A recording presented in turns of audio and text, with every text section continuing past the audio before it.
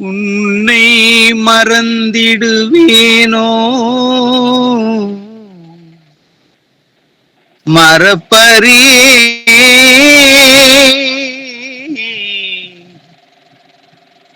மறந்தா உயிர் விடுவே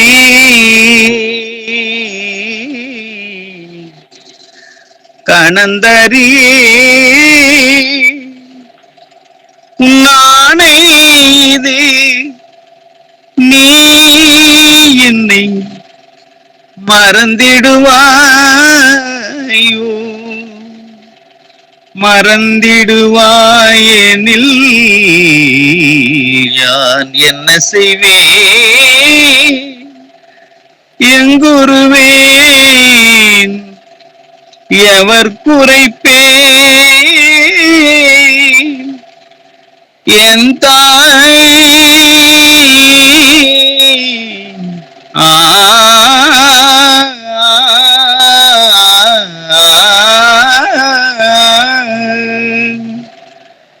உன்னை மறந்திடுவேனோ மறப்பறியேன் மறந்தா உயிர் விடுவேன் கணந்தறியேன் உன்னானை இது நீ என்னை மறந்திடுவாயோ மறந்திடுவாயெனில் யான் என்ன செய்வேன் எங்குருவேன் எவர் குறைப்பேன் என் தாய் அன்னையினும் தயவுடையாய் நீ மறந்தாயெனினும் அகிலமெல்லாம் அளித்திடும் நின் அருள் மறவாதென்றேன் இன்னும் மிக களித்திங்கே இருக்கின்றேன் மறவே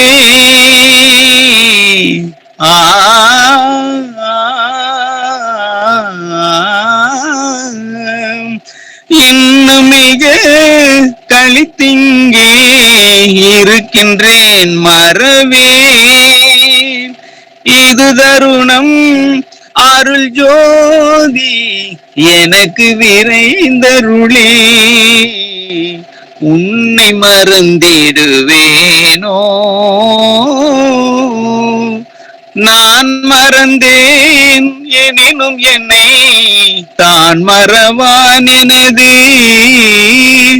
நாயகன் என்று ஆடுகின்றேன் எனினும் இதுவரையும் வான் மறந்தேன் வானவரை மறந்தேன் மாலையனை மறந்தேன் நம்புருத்திரரை மறந்தேன் என்னுடைய ஊன் மறந்தேன் உயிர் மறந்தேன்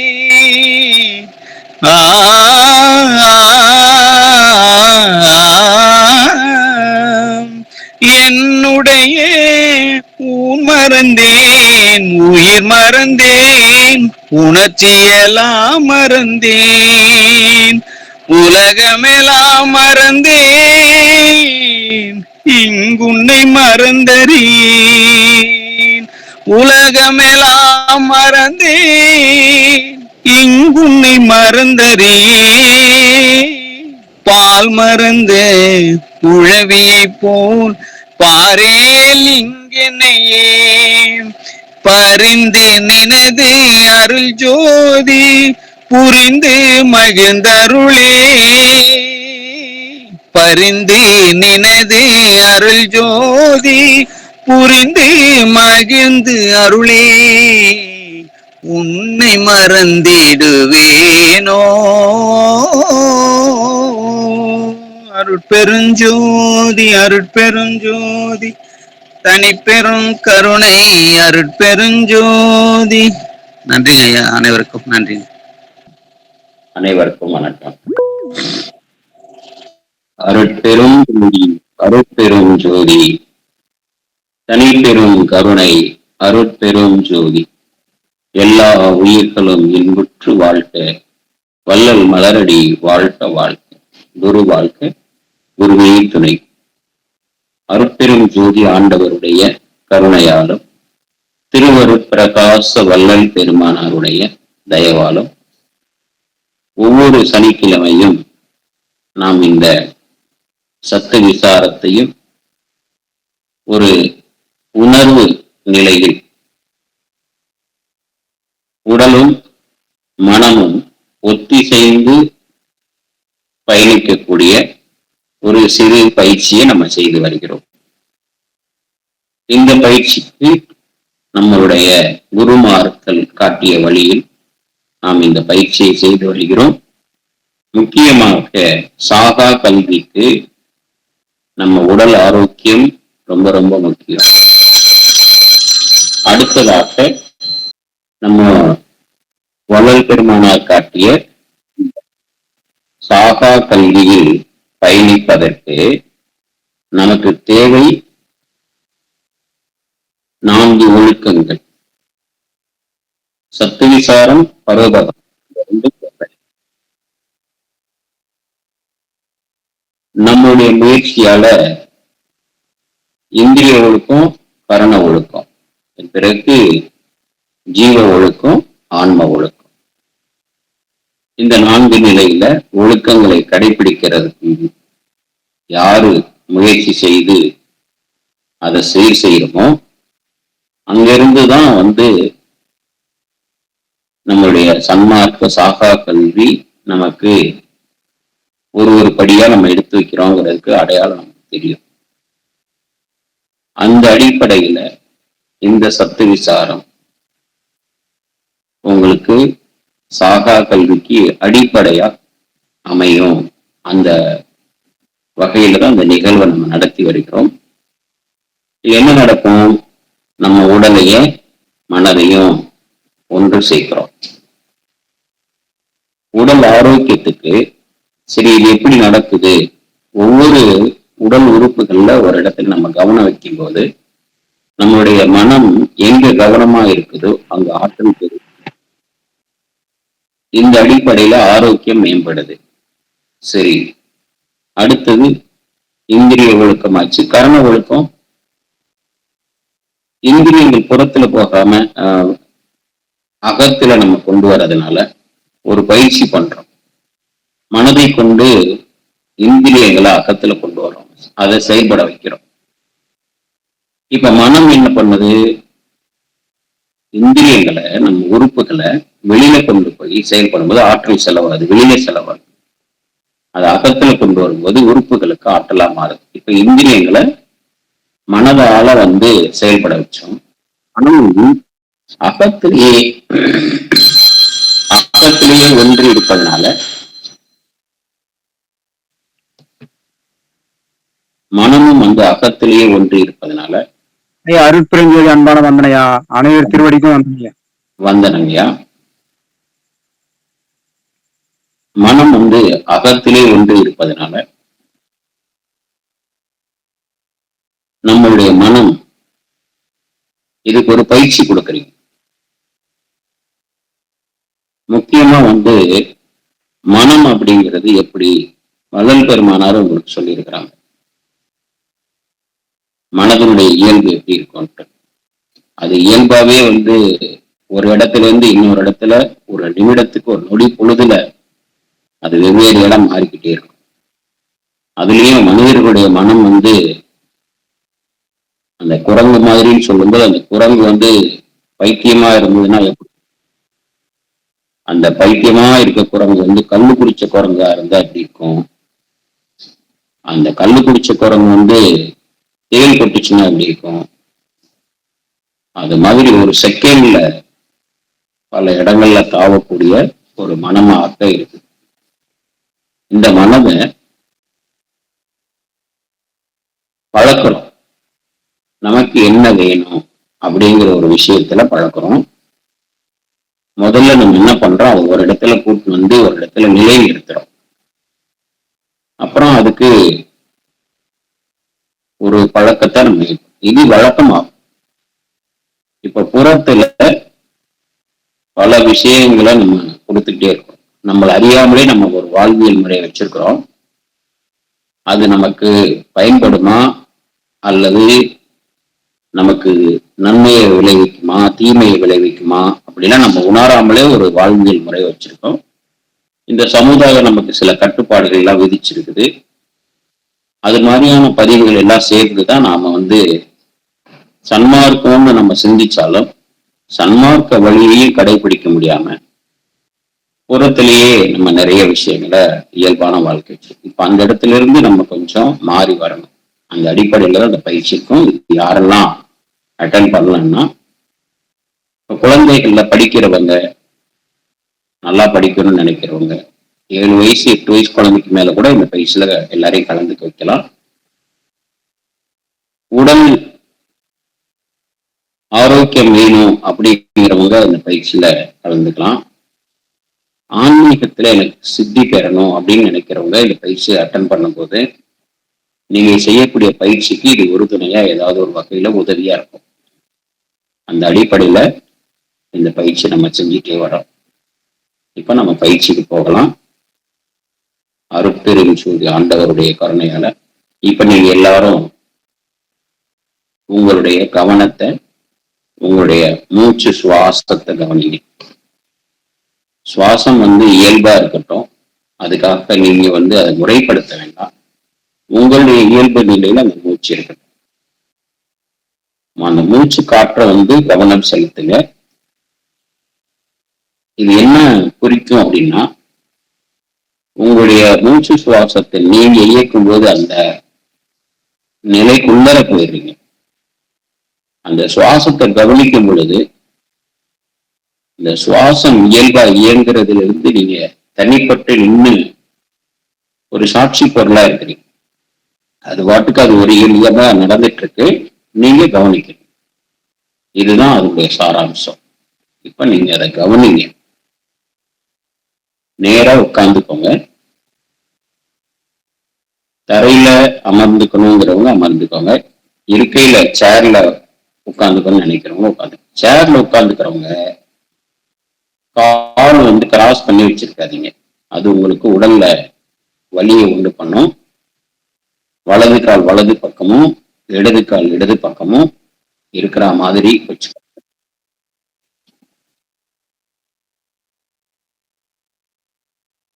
இப்ப கைகள்ல உங்களுக்கு ஒரு முதிரை சொல்லித்தரேன். அந்த முதிரையை நீங்க வச்சுக்கோங்க. என்ன செய்யணும்? பிராண முதிரை. இன்னைக்கு இந்த முதிரை இது எப்படி செய்கிறது? கட்டை விரல் நுனியில குண்டு விரல் நுனியும் மோதிர விரல் நுனியும் ரெண்டும் சேர்ந்த மாதிரி கைகளை மேல் நோக்கியவாறு உங்களுடைய தொடையில முழங்காலுக்கு வெளியில போகாம உள்ளே வச்சுக்கோங்க. நேரா உட்கார்ந்துக்கோங்க. சுவாசத்தை இயல்பா கவனிங்க.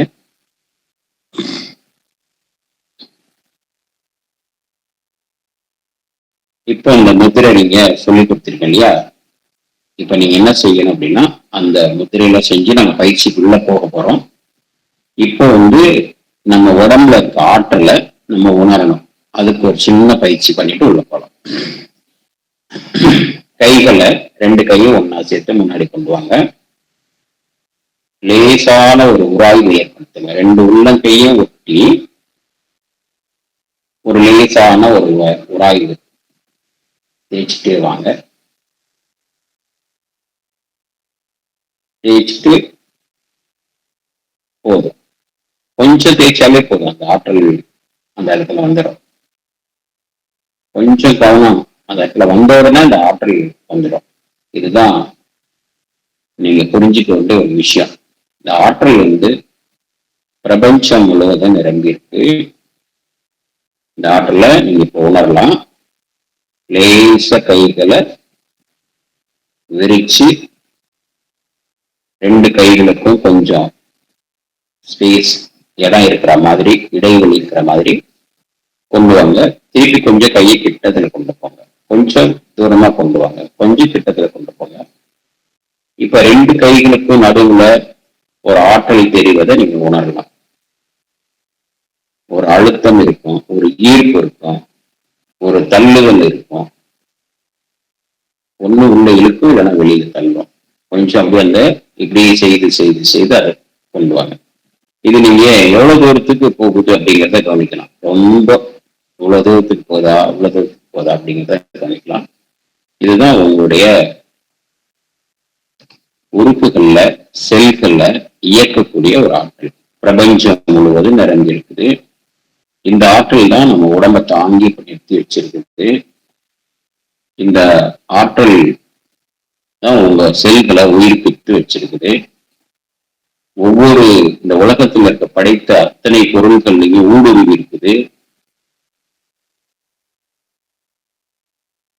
எல்லா பொருட்களையும், இந்த உலகத்துல இயங்கக்கூடிய அத்தனை அண்டங்கள்ல இயங்கக்கூடிய அத்தனை கிரகங்களையும் இயக்கி கொண்டிருக்குது.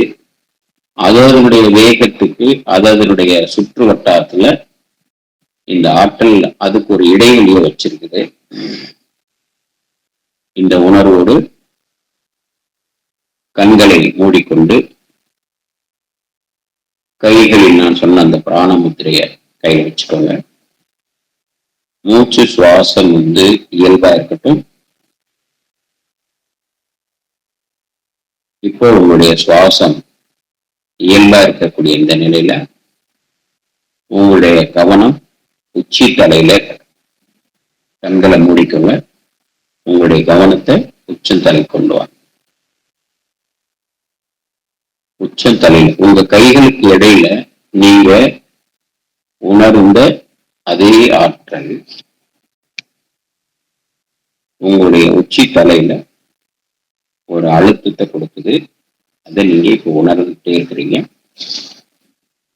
சில பேருக்கு கூடுதலா இருக்கும், சில பேருக்கு குறைவா இருக்கும், சில பேருக்கு தெரியற மாதிரி இருக்கும். ஒரு அழுத்தம் தெரியும் உங்களுக்கு உச்சி தலையில்.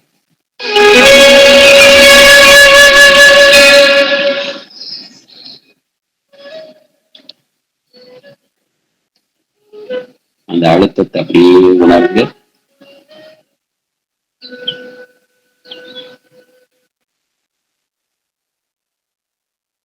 லேசான உணர்வு, ஒரு மென்மையான உணர்வு.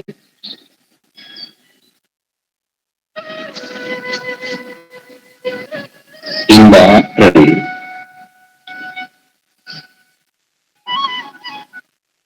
உலகெங்கிலும்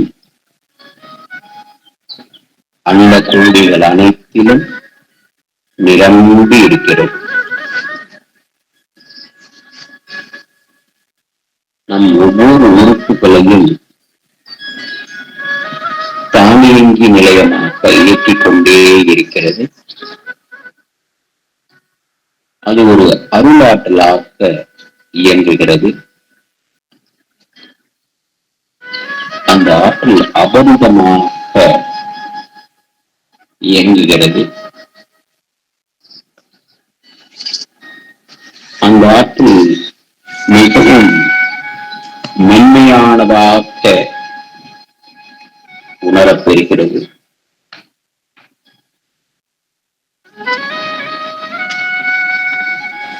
அந்த ஆற்றல் இயல்பு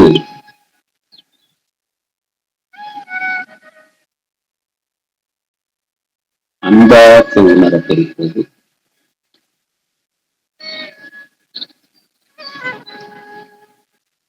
அதே ஆற்றல் ஒவ்வொரு உறுப்பை இயக்கக்கூடிய ஆற்றலாகவும், ஒவ்வொரு உறுப்புகளுக்கும் இருக்கக்கூடிய தசை மண்டலம், நரம்பு மண்டலம், எலும்பு மண்டலம், இரத்த ஓட்ட மண்டலம், செரிமான மண்டலம், உடல் அனைத்திலும் இந்த கட்டமைப்பை உருவாக்கிய அறிவு நிறைந்த ஆற்றலாக உணரப்படுகிறது. ஒவ்வொரு அனைவருக்குள்ளும் அது உயிர் ஒளியாக உணரப்படுகிறது.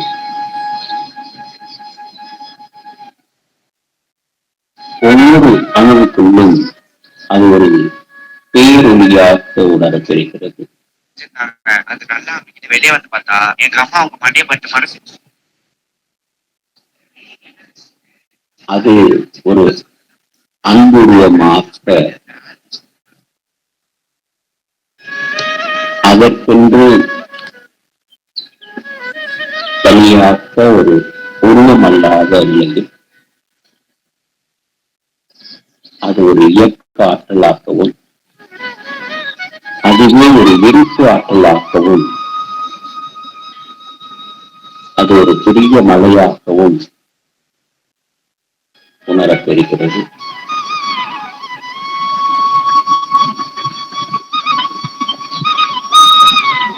அது பெரும் கடலாகவும் பரம்பொருளாகவும்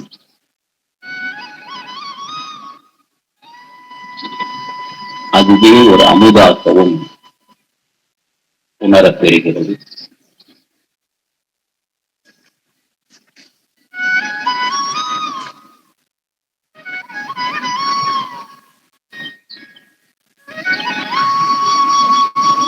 இந்த ஆற்றலை உணரும் பொருட்டு நாம் இந்த மனித தேகத்தை பெற்றுள்ளோம். இந்த ஆற்றல் நம் மூளை செல்களில் நம் மூளையை வடிவமைத்து, நம் கண்களை வடிவமைத்து, நம் நாசிகளை வடிவமைத்து, நம் காதுகளை வடிவமைத்து, நம் நாக்கு சுவை உணர்வும் கருவியாக வடிவமைத்து, ஒவ்வொரு உறுப்புகளும் ஒவ்வொரு நிலையும் அதே ஆற்றல், ஒவ்வொரு செல்களும் அதற்கென்று ஒரு கட்டமைப்பு, அதற்கென்று ஒரு சீரிய இயக்கம், அதற்கென்று ஒரு ஒழுங்கமைப்பு.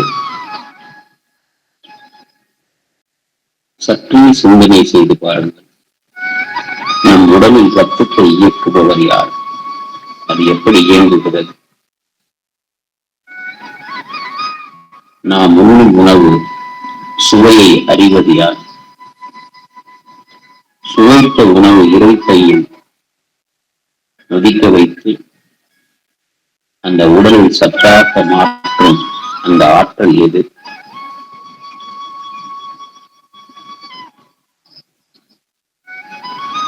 இந்த ஆற்றல்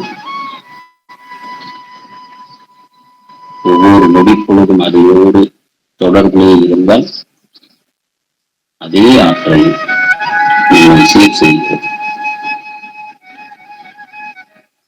அதே ஆற்றல் தான் மருத்துவராக செயல்படுகிறது. இந்த உடலை படைத்த அந்த ஆற்றலுக்கு அதை சீர் செய்வது எப்படி என்று அந்த ஆற்றலுக்கு தெரியும். நாம் இந்த உடலை அந்த ஆற்றலுக்கு அர்ப்பணிக்க வேண்டும். இப்போது நம் உடலை அந்த ஆற்றல் சீர் செய்து கொண்டிருக்கிறது. ஒவ்வொரு செல்களையும் புதுப்பித்துக் கொண்டிருக்கிறது.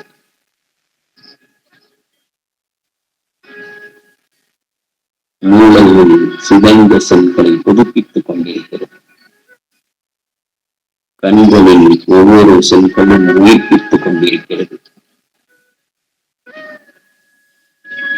நாட்டிய சூழ்நிலைகளில் ஒவ்வொரு செல்களும் புதுப்பித்து சுவை உணர்வு உடலுக்கு தேவையான அத்தனை ஆற்றல்களையும் அபரிதமாக இந்த பேரிண்டத்திலிருந்து வழங்கப்படுகிறது. அதே ஆற்றல் உடலில் உள்ளே இருக்கக்கூடிய இறைப்பை, சிறுகுடல், பெருங்குடல், சிறுநீரகம், சிறுநீர்ப்பை, கல்லீரல், மின்னீரல், கணையம் அத்தனை உறுப்புகளிலும் ஒரு அதிர்வு நிலையை உற்பத்தி செய்து அனைத்து செயல்களையும் சீராக செயல்பட்டு அந்த கட்டமைப்பை கட்டுக்கோப்பாக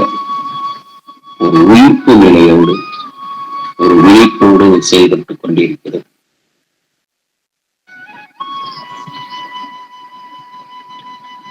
இதைத்தான் பட்டினத்து பெருமான் உடலுக்கு நீ நின்று உலாவினதை காணாமல் கடல் மலைதோறும் திரிந்து காலளந்தியும் பூரணமே. பூரணம்னா முழுமை பெற்ற ஒரு ஆற்றல், பேராற்றல், ஊர்தல் அறம் நிறைந்த ஒரு ஆற்றல்.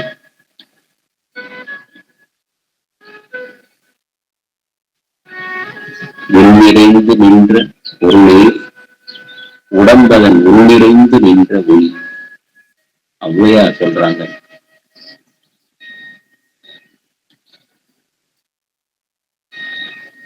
உள்ளும் புறம்புமாய் உடலுக்கு நீயிருந்து உள்ளளவும் நான் அறியாது இருந்தேனே பூரணமே.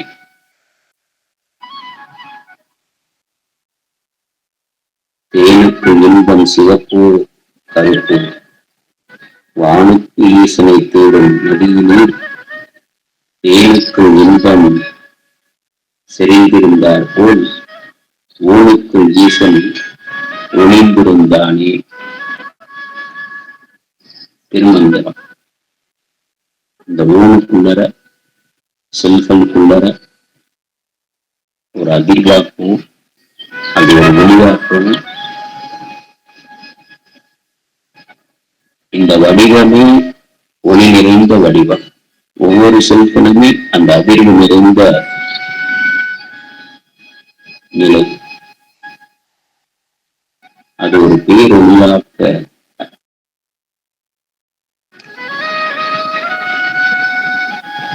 வள்ளல் பெருமானார் அன்பெனும் பிடியில் அகப்படும் மலையில் என்று இந்த ஆற்றலைத்தான்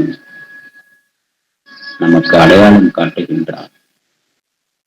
அன்பெனும் குடில் புகும் அரசு இந்த உலகத்தை ஆளும் நாயகனாக இருப்பதன் காரணமாக அரசியல் என்கிறார். அன்பின் வலைக்குள் அன்புங்கிற ஈர்ப்பு நிலையில அது நம்மோடு உறவாட வரும். அது பெரிய பரம்பொருளாக இருந்த நிலையிலும் யாரிடத்தில் அன்பு நிலைத்திருக்கிறதோ அவரிடத்தில் இந்த படுபரம் பொருள்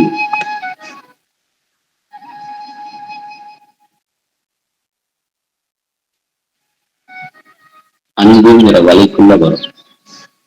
அதைத்தான் இன்னொரு பாடல்ல சொல்வார், எத்துணையும் பேதமுறாது எவ்வுயிரும் தன்னுயிர் போல் எண்ணி உள்ளே ஒட்டு உரிமை உடையவராக விளக்குண்டார் யாவர் அவர் உலந்தான் சுத்த சித்துவால் எம்பெருமான் நடம்புரியும் இடம் என நான் தெரிந்தேன்.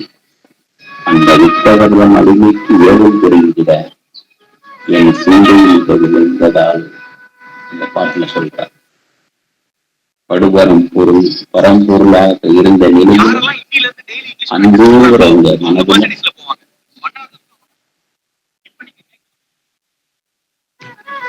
அந்த வலைக்கு அகப்படும் சொல்லார்.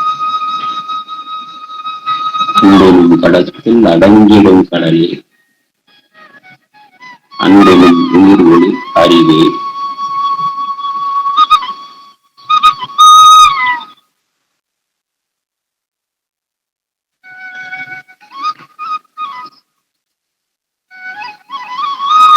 இந்த அறிவு ஒரு நிலையிலும் ஒரு அறிவு ஒரு உணர்தல், உணர்தல் தான் அறிவு. இந்த நிலையில் ஆறாவது அறிவாக இந்த தேகத்தை இந்த வடிவத்தை வடிவமைத்த அந்த ஆற்றல் நம்மை அந்த ஆற்றலாகவே உணர்வதற்கு ஒரு மறைப்பாக இருக்கின்ற அந்த நிலையை நீக்கிக் கொள்வதற்காகத்தான் இந்த பயிற்சி.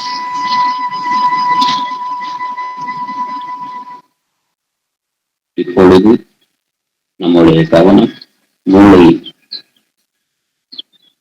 அந்த மூளையில் இருக்கக்கூடிய செல்கள்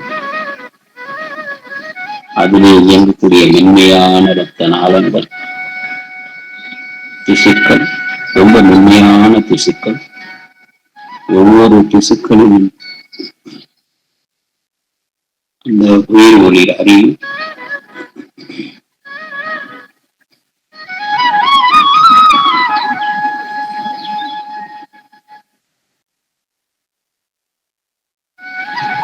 எத்தனையோ கண்டுபிடிப்பு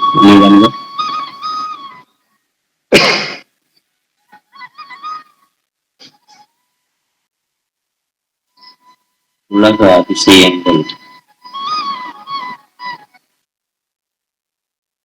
உலகத்தில் மிகவும் அதிசயமானது நம் கண்கள். ஒருவருடைய கண்ணுக்கு இன்னொரு கண் கம்பேரே பண்ண முடியாது. அதிசயம். நம் உடலில் உள்ள ஒவ்வொரு உறுப்புகளும் அதிசயம், அற்புதம்.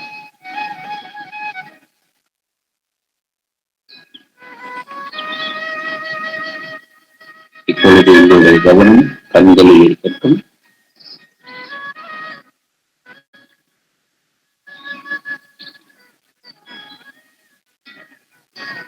இப்பொழுது உங்களுடைய கவனம் கண்களில் வெள்ளை நடுவில் ஒரு கருவு இருக்கும். அதை சுற்றி கொஞ்சம் இதமான கருப்பு நிறம் இருக்கும். அதற்கு வெளிப்புறத்துல வெள்ளை, அந்த வெள்ளை பகுதியில் மட்டும் உங்களுடைய கவனத்தை கொண்டு வாருங்கள்.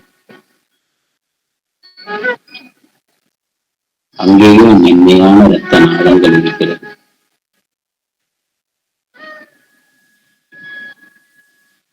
அதற்குள்ளேயும் ஒரு இயக்கத்தை, ஒரு இயக்க ஆற்றலாக இந்த ஆற்றல் செயல்பட்டு வருகிறது. அந்த வெள்ளை பகுதியிலிருந்து இன்னும் அந்த கருவலயத்தை கொள்வாங்க.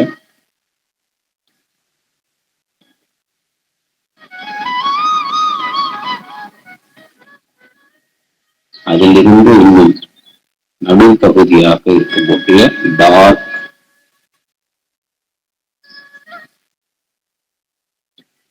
அங்கே கொண்டு வாங்க. உங்களுடைய கவனம் இருக்கட்டும்.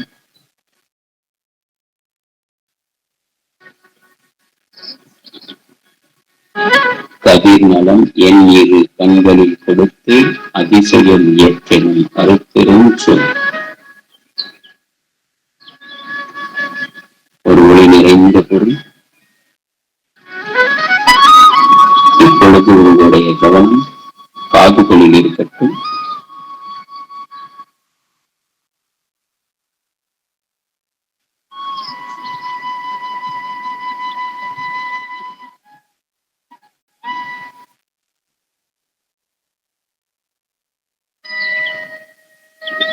இந்திரிய ஒழுக்கங்களில் நம் காதுகளில் ஒழிக்கக்கூடிய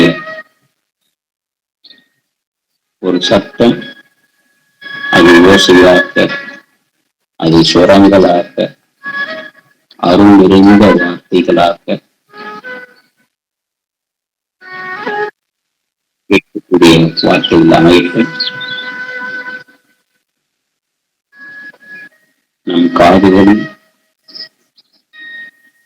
மங்கள ஓசை ஒழிக்கட்டும். ஒவ்வொரு செயல்களும் பதிப்பித்து உயிர்ப்பித்து அருள் செயல்களாக வளரட்டும்.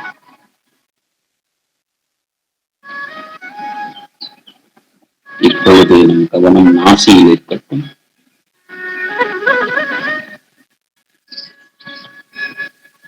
காற்று, அந்த காற்றோடு கலந்த சூடு, வெப்பம், அந்த உயிராற்றல் ஒரு மனத்தை உணர்கிறது.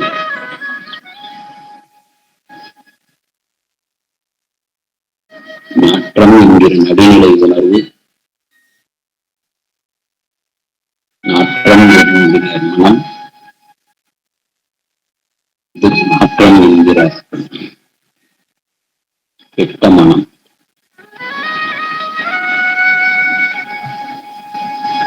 இதை உணர்த்தி ஒவ்வொரு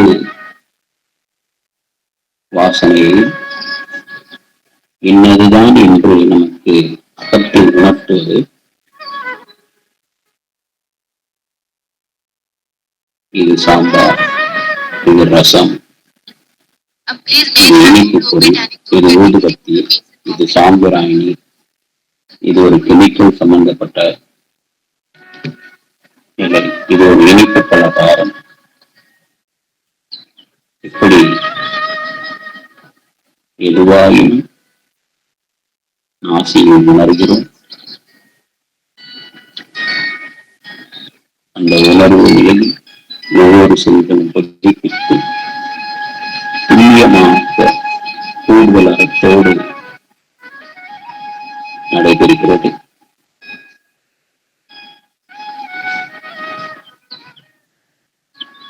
இப்பொழுது உங்களுடைய கவனம் நாக்கு ஒரு நீர் சுரக்கக்கூடிய ஒரு உறுப்பு. நாக்கு முழுவதும் சுவை முட்டுகளானது. நாக்கினுடைய ஒவ்வொரு பகுதியும் ஒரு சுவையை உணரக்கூடிய நிலையில்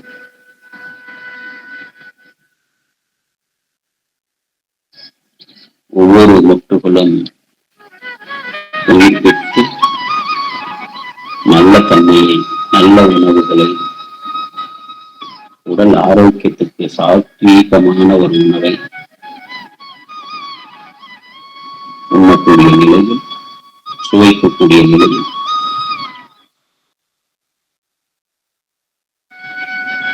உலகத்தின் அதிசயம் நாக்கு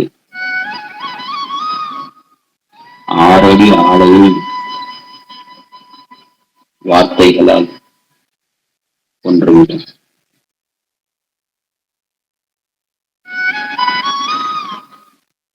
அதே 6 அடி ஆள் நோய்வாய்ப்பட்டு மனமுடைந்துள்ளது அன்பு வார்த்தைகளால், கருணை செயல்களால், ஒரு ஊக்கம் கொடுக்கக்கூடிய ஒரு வார்த்தையை கொண்டு ஒரு மனிதனை உணர்வை தூண்டி ஒவ்வொரு செல்களையும் புதுப்பித்து விடலாம்.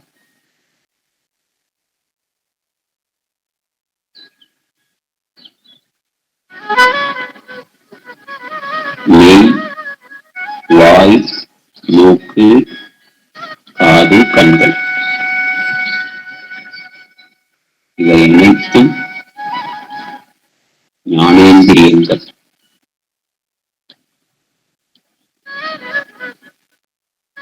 அதற்கென்று ஒரு அறிவிருக்கிறது.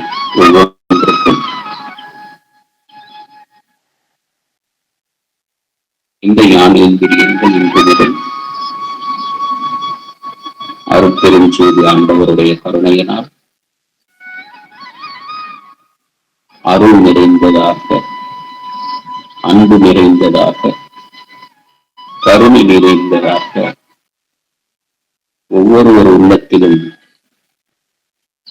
அந்த ஆனந்த கமலம் ஒளி வீசும் நிலையில் நல்ல தன்மைகளாக மாறிவிட்டது. இனி வரும் காலங்களில் அருள் வார்த்தையை மட்டுமே நான் கேட்பேன், அருள் வார்த்தைகளை மட்டுமே நான் பேசுவேன், அன்பு நிறைந்த வார்த்தைகளை நான் உச்சரிப்பேன்.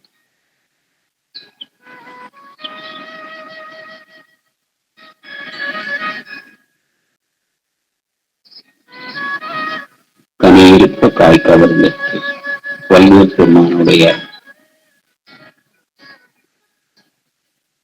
உண்மையதெல்லாம் உயர்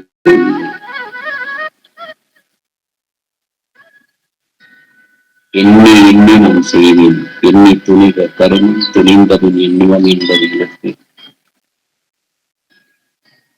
மெல்லத்தனையது மலர்நீட்டம் ஆந்தது மெல்லத்தனையது உயர்.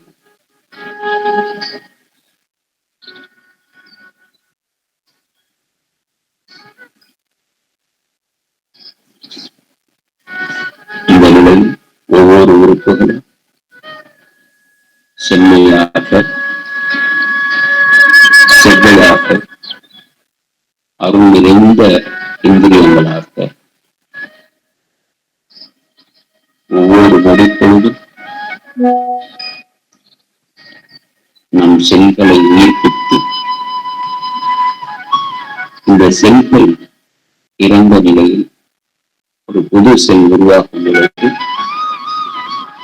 அதனுடைய தன்மையை அப்படியே ஒரு பதிவை ஏற்படுத்தி ஒரு ஜெராக்ஸ் போல பதிகம் செய்து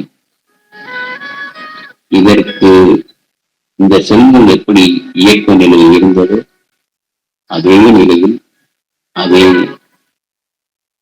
செயல்களை அதே வடிவத்தை அந்த நுட்பத்தை அனைத்து செல்களும் ஒன்று இறந்து ஒன்று புதுப்பிக்கும் நிலையில் அது அப்படியே காப்பி செய்யப்படுகிறது.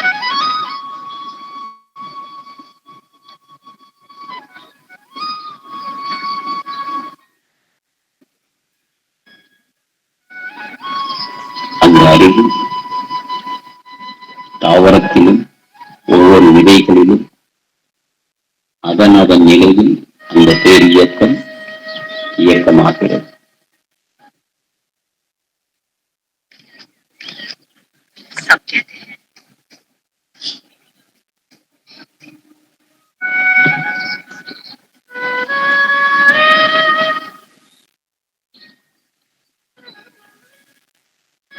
அருட்பெரும் ஜோதி ஆண்டவருடைய அந்த பேராற்றல்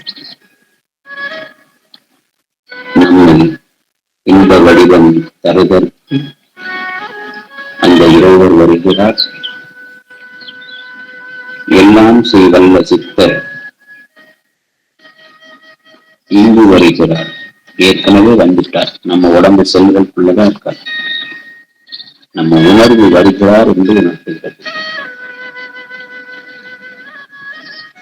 அன்பர் உலகத்தில் இருக்கும் அமுதராக திகழ்கின்றார். அம்பலத்தையே நடந்துரையும் ஐயர்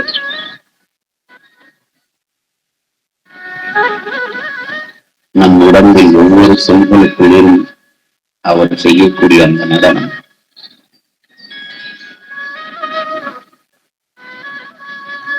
அவரேதான்.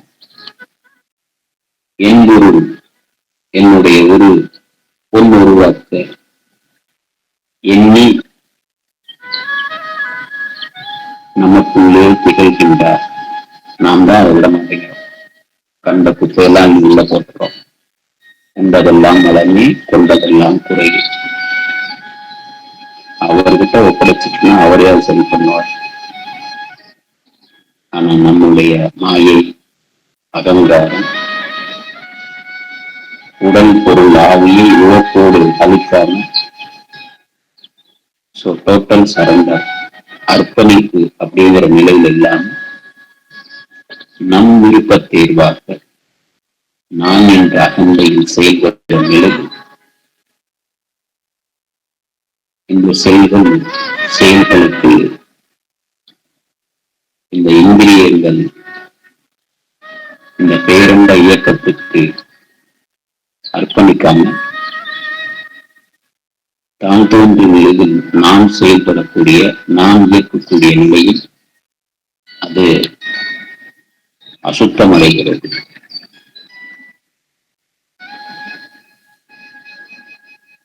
தன்மையை எனக்கு கண்டறியால் என்னை வேதித்த என்னுடைய அன்பே வேதியை வேதிப்பதற்கு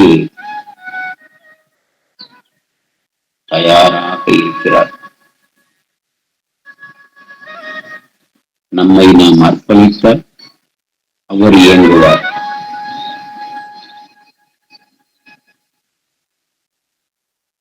எல்லாம் செயல்கூடும் என்னான அம்பலத்தை எல்லாம் வல்லான்தான் இன்று வருமோ நாளைக்கே வருமோ அல்லது மற்ற என்று வருமோ அரியே என்று குண்டு மலையில் மாறியற்ற வெளிக்குள் வெளி கடந்து நம் உணர்வு நம் உடலுக்குள் ஒளிக்கும் ஒளி கடந்து பேரண்டத்தில் வெளிக்குள் வெளிக்கடந்து போக வேண்டும் என்றால் நம் உடலுக்குள் ஒவ்வொரு செல்களிலும் ஒளிக்குள் வெளிக்கடந்து உணர்வு நிலையில் நான் என்பது இல்லாமல் உவப்போடு அர்ப்பணித்தல் யாருக்கு இருக்குமோ அவர்களுக்கு அந்த வெளிக்குள் வெளிக்கடந்து வெளிப்பிரகாசம் வெளிக்குள் வெளிக்கடக்கும்.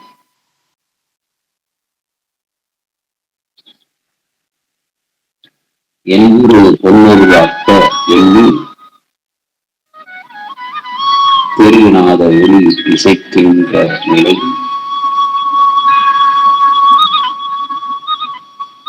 ஒளி அதனை நீயும் சுகம் பெறவே கேளடி என் தோழியனை சூழ்ந்தே வள்ளல் பெருமானார் பாட்ட கொடுக்கிறாங்க.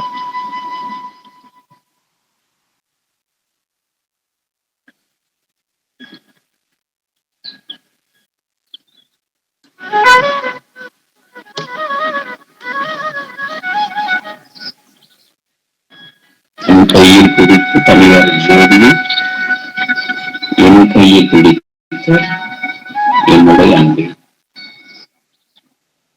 தன் சமூகத்தில் தன் சத்து தன் சித்து அனைத்தையும் நம்மகிட்ட கொடுத்து சுதந்திரத்தை கொடுத்து அனுப்பியிருக்கிறாங்க. இந்த உணர்வோடு நம்முடைய ஞான இந்திரியங்களும் புறத்தில் அன்பு நிறைந்த பார்வையாக அன்பு வார்த்தைகளை கேட்கும் காதுகளாக நறுமணம் கொண்ட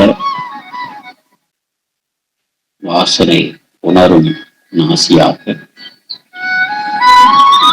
அருள் சொற்களையும்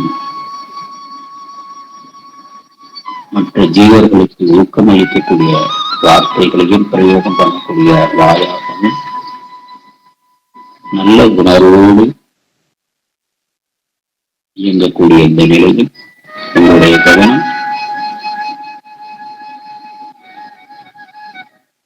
உங்களுடைய மூச்சு காற்றில் இருக்கட்டும். உங்க கைகளில் லேசாக அசைத்து பாருங்கள். உங்களுடைய கால்களில் லேசாக அசைத்து பாருங்கள். இப்பொழுது உங்கள் கைகளை ஒரு லேசான உராய்வு செய்து கண்களை கட்டிக் கொண்டு கைகளுக்கும் கண்களுக்கும் நடுவில் இருக்கக்கூடிய இடைவெளியை கவனியுங்கள். கண்களை லேசாக திறந்து ஒரு லேசான இருட்டு லேசான ஒளி இந்த நிலையில் கொஞ்சம் கொஞ்சமாக கைகளை விலக்கி இப்பொழுது கைகளை தேய்த்து முகம் முழுவதும் வருடி கொடுங்க. பின் கழுத்து முன் கழுத்து வலது ஷோல்டர் இடது ஷோல்டர் வருடி கொடுத்து ஒரு இயல்பு நிலைக்கு வரவு. இப்பொழுது நாம் சக்தி விசாரம்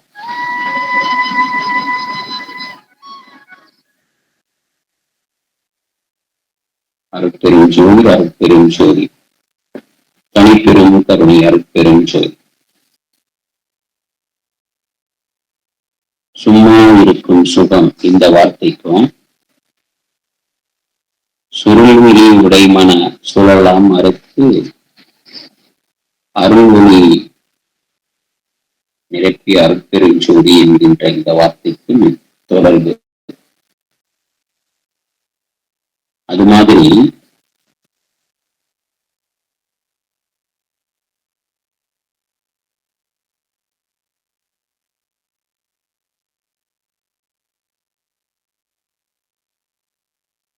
தாய்மான சுவாமிகள்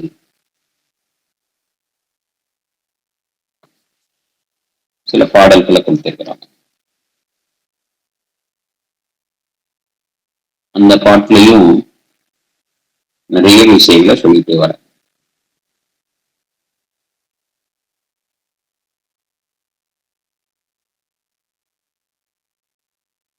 நம்ம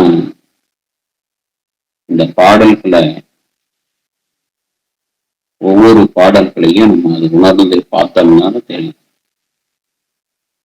கந்துக மத கரியை வசமா நடத்தலாம், கரடி வெண்புலி வாயையும் கட்டலாம். கந்துக மத கரியை வசமா நடத்தலாம்னா, கந்துகம் என்பது குதிரையை குறிக்கும். அது நம் வசமாக நடத்தலாம். மதக்கரி அதையும் நடத்தலாம் அப்படின்னா, யானை, மதம் கொண்ட யானை, மூர்க்கமான நிலையில இருக்கக்கூடிய யானை, மதம் பிடிச்ச யானை, அதை கட்டுப்பாட்டுக்குள்ள கொண்டு வந்து அது மேலே ஏறி சவாரி செய்யலாம். கரடி வெண்புலி வாயையும் கட்டலாம். காட்டு விலங்குகளான கரடி, கொடிய புலி ஆகியவற்றின் வாயை கூட நம்ம கட்டி போட்டு விடலாம். இப்போ இந்த விலங்குகள் எல்லாம் எப்படி கையாளுவது அப்படிங்கிற நுட்பம் மனிதனுக்கு தெரியும். ஆனா அந்த மனதை கட்டி போட்டு அதை சும்மா இருக்க வைக்க முடியலையே. ஒரு சிங்க முதுகின் மேல் நம்ம என்ன பண்ணலாம், மேலே ஏறிக்கலாம். கட்செவி எடுத்து ஆட்டலாம். கட்செவினா பாம்பு. அது ஏன் கட்செவி அப்படின்னு அதுக்கு பேர் வந்ததுன்னா, அதுக்கு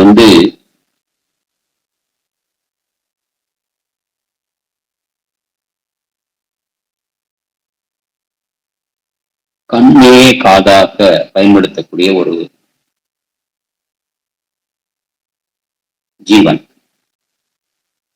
அது காதுன்னு தனியா ஒண்ணு கிடையாது. கண்களே அது காதாக, கண்ணும் செவியும் ஒன்னா செயல்படும். இது யாராவது இதுக்கு முன்னாடி கேள்விப்பட்டிருக்கீங்களா? அன்மியூட் பண்ணி கூட தெரிஞ்சவங்க சொல்லலாம். இந்த கட்சவின்ற வார்த்தை இப்பதான் கேள்விப்படுறேன்.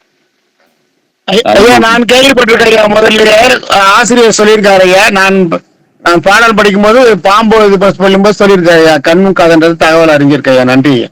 சிறப்பு சிறப்புங்க. கட்செவி, பாம்புக்கு கட்செவிங்கிற வார்த்தை சொல்லி பயன்படுத்தும் ஞானிகள். தாய்மான சுவாமிகள் பாடல்ல சொல்றார்,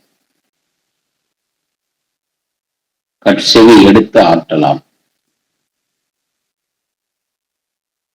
வாயை கூட கட்டி போட்டு விடலாம். இதெல்லாம் ஒரு நுட்பம். அந்த வார்த்தையிலே செவியை கழித்து அப்படின்னு வந்து பாருங்க, அற்புதமா இருக்கு. ஆமா, செவியை கழித்து. ஆமா, சிங்கத்தின் முதுகில் ஏறி உட்கார்ந்து சவாரி செய்யலாம். கட்செவி என்றால் பாம்பு, கண்ணையே செவியாக கொண்டது. அப்போ அதற்கு கண்ணு பிளஸ் செவி அப்படிங்கறதான் கட்செவின்னு சொல்றாங்க. கொடிய விஷ பாம்புகளை கையில் எடுத்து பொம்மை போல நம்ம ஆட்டலாம். இந்த சைனீஸ்காரங்க அந்த பாம்பை பிடிக்கிற விதம் அதெல்லாம் பார்த்தீங்கன்னா தெரியும். ஆனா மனிதனுக்கு அந்த நுட்பம்லாம் தெரியுது. இதையெல்லாம் உடல் வலிமையாலும் சில மூலிகை சக்தியாலும் செய்யலாம். அடுத்து வெண்தழலின் ரதம் வைத்து 5 உலோகத்தையும் வேதித்து விற்று உண்ணலாம். அது ரசவாதம். வெண்தழல் என்றால் கொதிக்கும் நெருப்பு. அதுல ரதம் அதாவது பாதரசம், மெர்க்குரி, இத வச்சு செம்பு, இரும்பு இந்த மாதிரி உலோகங்களை கொண்டு அதை தங்கமாக மாற்றலாம். மாற்றி அந்த தங்கமானதை விற்று நம்ம வாழ்வதற்காக உண்ணலாம், செல்வத்தை சேர்க்கலாம். இது ஒரு வித்தை.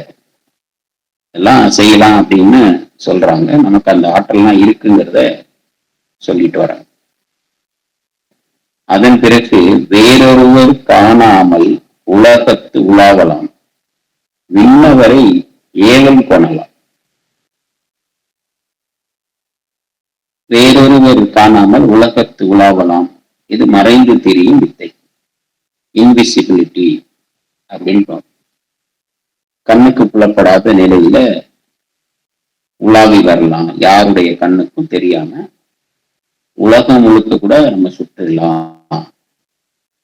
விண்ணவரை ஏவல் கொள்ளலாம். விண்ணவர் தேவர்கள், தேவர்களையே கூட நமக்கு கீழே வேலைக்காரர்களாக வைத்து வேலை வாங்கலாம். இது ஒரு அதிகார சக்தி, ஆளுமை. இதெல்லாம் செய்யலாம் அப்படின்னு தாய்மான சுவாமிகள் சொல்றாங்க. சந்ததமும் இளமையோடு இருக்கலாம், மற்றொரு சரீரத்திலும் புகுதலாம். சந்ததமும் அப்படிங்கிறது இளமையோடு இருக்கிறத பத்தி சொல்றாங்க. காயக்கல்பம், எக்காலமும் நரை திரை நூப்பு வராமல் 16 வயது போல நம்ம இளமையாக இருக்கலாம் அப்படிங்கிறத பத்தி சொல்லி வர்றார். அதுக்கு அடுத்ததாக மற்றொரு சரீரத்திலும் புகுதலாம். இது ஒரு கூடு விட்டு கூடு பாயக்கூடிய நிலையும் சொல்லியிருப்பாங்க. கூடு பாய்தல் அதெல்லாம் ஏற்கனவே நம்மளுடைய சித்தர்களை பத்தி படிக்கும்போது மூலன் அப்படிங்கிறது பேரு. அவரு கதையெல்லாம் உங்களுக்கு தெரியும். தன் உடலை விட்டு விட்டு இன்னொரு உடலுக்கு நுழையலாம். இவையெல்லாம் சித்தர்களுடைய உயர்நிலை வித்தைகள். கடைசியா நிறைவா சலம் மேல் நடக்கலாம், கனல் மேல் இருக்கலாம், தண்ணீரில் சித்தி பெறலாம். சலம்னா தண்ணீர், அது மேல நடக்கலாம். இதை சித்தர்கள் ஞானிகளுடைய வார்த்தையில ஜலஸ்தம்பனம் அப்படின்னு சொல்லுவாங்க. இத கனல் மேல் இருக்கலாம், நெருப்பு மேல உட்கார்ந்துக்கலாம். அந்த சாய்பாபா படத்துல, இயேசுநாதருடைய படத்துல எல்லாம் நீங்க பார்த்திருப்பீங்க. ஒரு சமைக்கக்கூடிய ஒரு பெரிய பானை இருக்கும், அதுல அமுதம் சமைப்பாங்க. அது உள்ள கை விட்டு எல்லாம் செய்வாங்க. இது நெருப்பின் மேல் உட்கார்ந்து இருக்கலாம் அப்படிங்கிறது அக்னி ஸ்தம்பனம். தண்ணீரில் சித்தி பெறலாம். இதுக்கு மாதிரி எத்தனையோ சித்திகள் எல்லாம் பெறலாம். Spiritual power.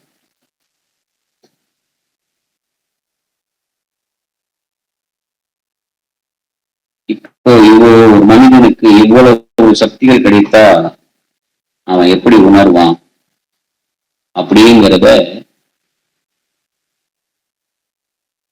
சொல்லி வர்றாரு. அப்படி அதை உணர்ந்தா அவங்க என்னவா ஆயிடுவாங்க அப்படின்னா, அவங்களுக்கு கர்வம் வந்துடும். இத்தனை ஆற்றலையும் கிடைச்சிட்டா கர்வம் வந்துடும். அப்ப என்ன செய்யறது? சிந்தையை அடக்கியே சும்மா இருக்கின்ற திறம் அறிவு. ஒரு மனுஷன் ஆணைய பத்தி சொல்றாங்க, பாம்பை பிடிச்ச ஆட்டில்லான்னு சொல்றாங்க, புலி மேல் ஏறி உட்கார்ந்துடலாங்கிறாங்க, அப்புறம் நீர் மேல நடக்கலாங்கிறாங்க, நெருப்பு மேல அமர்ந்துக்கலாங்கிறாங்க. எல்லாம் செய்யலாம். இது ஒரு பெரிய நிலை தான். இதெல்லாம் நமக்கு கிடைச்சிரும். மனிதனுக்கு இந்த இயற்கை எல்லாத்தையும் எப்படி எவ்வுயிர் எண்ணின அவ்வுயிர்க்கு அப்படி அளித்தருள் அருட்பெரும் சொல். அது நடக்கும். இதுக்கு சாத்தியம் இருக்குது அப்படின்னு சொல்றாங்க. ஏற்கனவே நிறைய பேர் இதெல்லாம் செய்திருக்கிறாங்க. ஆனா என்ன நடக்காது அப்படின்னா,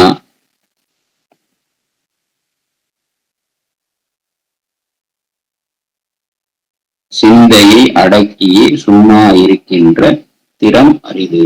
இது ஒரு பெரிய திறம்னா திறமை. ஒரு ஸ்கில். அதெல்லாம் சும்மா இருக்கும் சுகம்.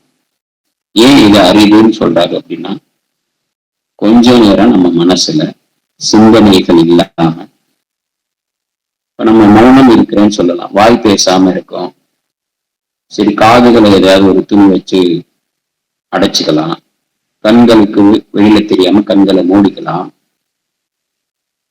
ஆனா மனம் எதையாவது ஒண்ணு சிந்திச்சுட்டே இருக்கும். வாய் பேசாம இருக்கிறது மௌன நிலை. மனம் எண்ணமற்ற நிலையில் இருப்பது மௌன நிலை. எண்ணமற்ற நிலையில இருந்தா நம்ம இறைவனை உணரலாம். அது உணர்றதுக்கு தான் உபாயமா சப்த விசாரம், பரோபகாரம். ஒவ்வொரு உயிர்களுக்கு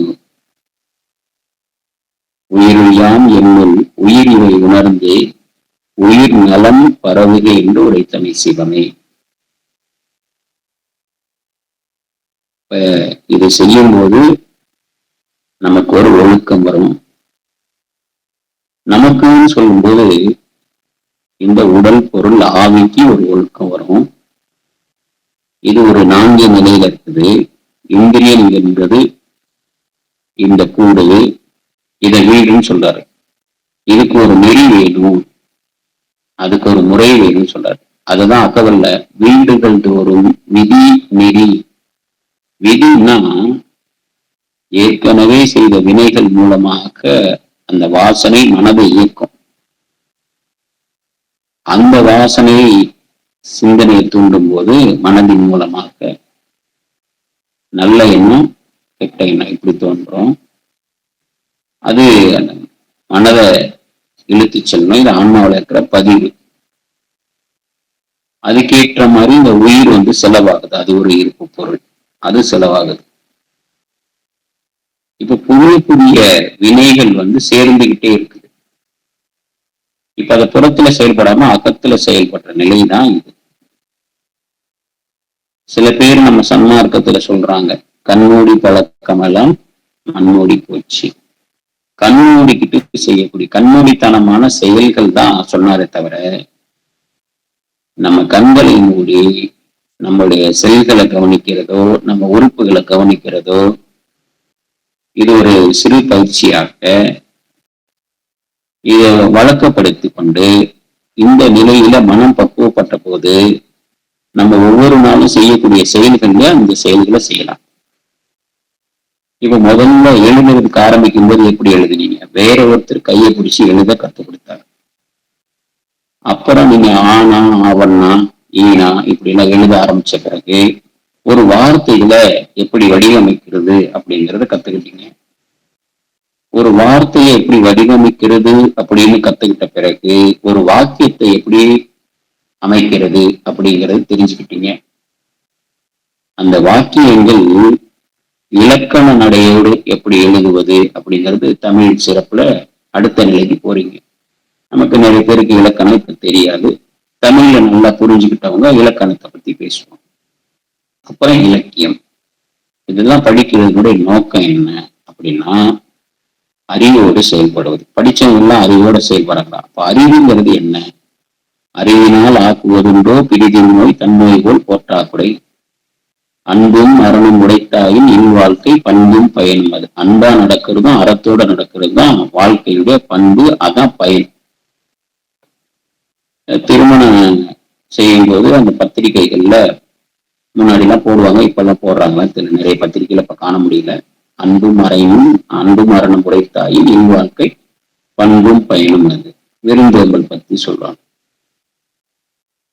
இப்ப அறத்தோடு வாழ்வதும் அன்போட வாழ்வதும் இதுதான் இந்த வாழ்க்கையுடைய பயன். அது எங்க கொண்டு போய் சேர்க்கும்? அன்பை நிறைஞ்சிட்டா இறைவனை உணரலாம். சிவன் வேறல்ல, ஜீவன் வேறல்ல, அன்பே சிவம். அது அன்பனு பிடியில் அகப்படும் மலை. இது எப்ப கிடைக்கும்? சும்மா இருந்தா கிடைக்கும். இதைதான் தாய்மான சுவாமிகள் சொல்றாங்க. சிந்தையை அடக்கியே சும்மா இருக்கின்ற திறம் அறிது. ஏன் சும்மா இல்லாம மனம் வந்து வேகமாக இயங்கக்கூடிய நிலையில இன்னைக்கு நிறைய கூட்டங்கள் நடக்குது, சத்து விசாரம் நடக்குது. அந்த இடத்துல அமைதியோட நடக்குதா இரைச்சலோட நடக்குதான்னு பார்த்தா ஒரு அமைதியிலிருந்து ஒரு இரைச்சல் உண்டு பண்ணலாம். ஆனா இரைச்சலிலிருந்து ஒரு மனிதன் அமைதியை உண்டு பண்ணவே முடியாது. இரைச்சல் நிறைந்த மனங்களில் அமைதியை எப்படி கொண்டு வரும்? அமைதியில தான் இறைவன் வாழ்கின்றார். அன்பு நிறைந்த இடத்துல தான் இறைவன் வாழ்கின்றார். எத்துணையும் பேதமுறாது சத்சங்கம் நடக்குது, ஒரு சத்து விசாரம் நடக்குதுன்னா ஒத்த கருத்துள்ள நிலையில, உரிமையுடைய நிலையில, அன்பு நிறைந்த நிலையில, அதுக்கு ஒரு முறையான ஒரு ஒழுங்கமைப்பு வச்ச நிலையில, வீடுகள் தோறும் விதி நெறி, நெறிங்கிறது ஒரு ஒழுங்கமைப்பு. விதிங்கிறது ஏற்கனவே இருக்கக்கூடிய சிஸ்டம், அதை இனிமேல் மாற்ற முடியாது. எப்படி ஒரு பிளைட் வந்து ஒரு இடத்துல இருந்து இன்னொரு இடத்துக்கு போகும்போது அதனுடைய கருப்பு பெட்டியில அது ஒவ்வொருடைய செயல்களும் கண்காணிக்கப்பட்டு பதிவாக ஏற்பட்டுவிடும். இந்த பதிவுக்கு ஏற்றாற் போலதான் இனிமேல் அது சிந்திக்கக்கூடிய நிலையில இருக்கும். அதே மாதிரிதான், அதுதான் விதி. ஒவ்வொரு செயல்களுக்கும் இன்னொரு எதிர்வினை செயல்கள் உண்டு. அப்போ நம்ம எல்லாரும் ஒரு வித்தைகளை செய்வது சுலபம். ஆனா நம்ம மனதை அடக்கி எண்ணம் இல்லாமல் சும்மா இருப்பது ரொம்ப ரொம்ப ரொம்ப கடினமான ஒரு காரியம். அதுதான் அறிவுன்னு சொல்றாரு.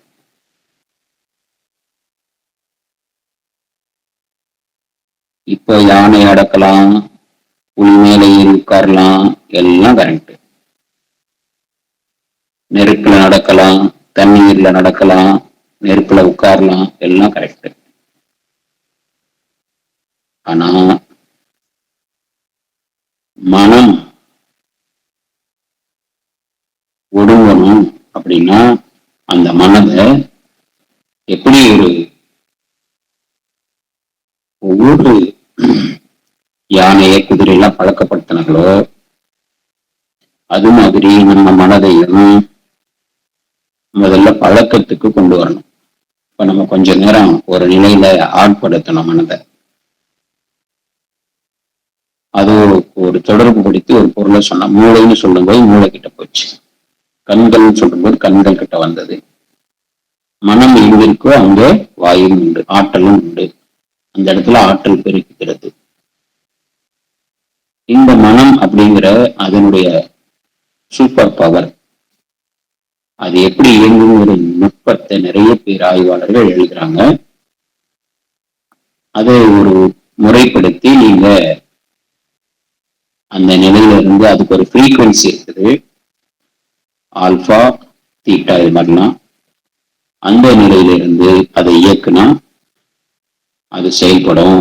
ஏன் அப்படின்னா நம்ம மனித மனம் இந்திரியங்களை கொண்டு புறத்துல செய்யக்கூடிய அந்த ஃப்ரீக்வன்சி வந்து ஆல்பா நிலையில இல்ல, வேகமான ஒரு நிலையில இருக்கு.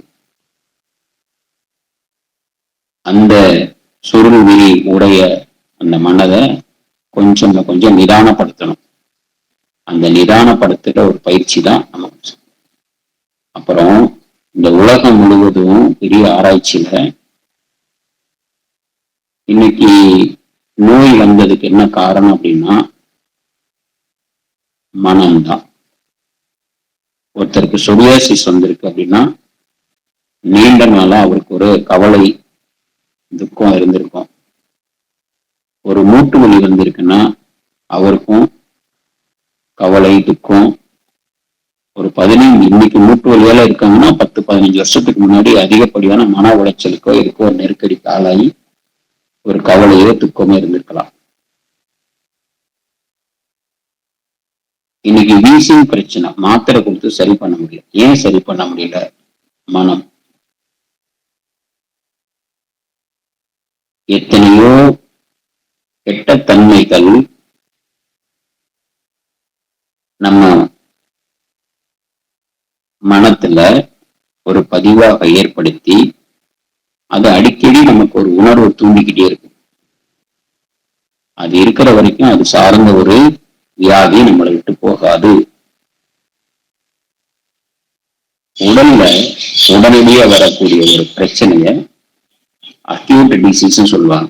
இப்போ ஏதோ ஒரு உருவாத பொருளை சாப்பிட்டோம்னா ஒரு லூஸ் மோஷன் வரும், அதை நிறுத்திடலாம் மாத்திரை மருந்து கொடுத்து. ஆனா கிரானிக் டிசீஸ் அப்படின்னா இதெல்லாம் வகைப்படுத்தி ஆங்கிலத்துல இது உறுப்புகளுக்கு சொல்றாங்க. ஆனா அந்த கிரானிக் டிசீஸ் அப்படிங்கிறது ஒரு நாள்ல வர்றது. ரெண்டு நித்யானந்தாங்க இருக்காங்கம்மா. எந்த நித்யானந்த சுவாமிகள் அப்படின்னு சொல்லுங்க. இது ஜோதிகுரு சபையை சேர்ந்த நித்யானந்த சுவாமிகள். கண்ணையன் ஐயா ஒரு நிமிஷம் ஐயா. இப்போ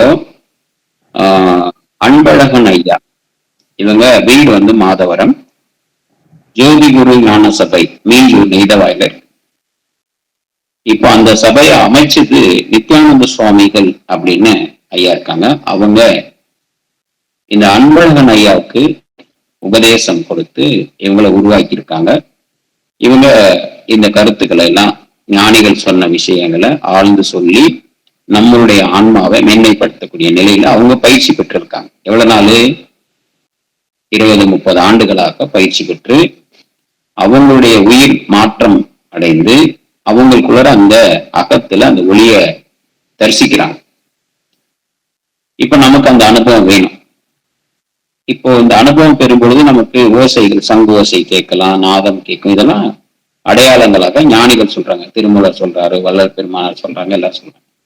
இந்த அருள் அனுபவத்தை பெற்ற திரு நிறைமாந்தர் ஐயா, அன்பழகன் ஐயா வந்து இப்ப நமக்கு அந்த இதெல்லாம் சொல்லி தராங்க. அதுதான் பொன்னேரி சபையில ஒவ்வொரு ஞாயிற்றுக்கிழமைகளிலும் அந்த நிகழ்வு நடக்குது.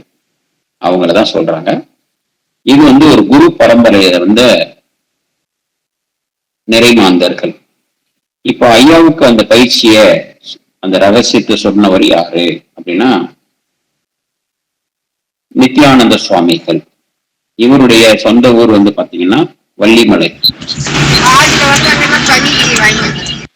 ஜெய்கோபி ஐயா மீட் பண்ணி. ஓகே.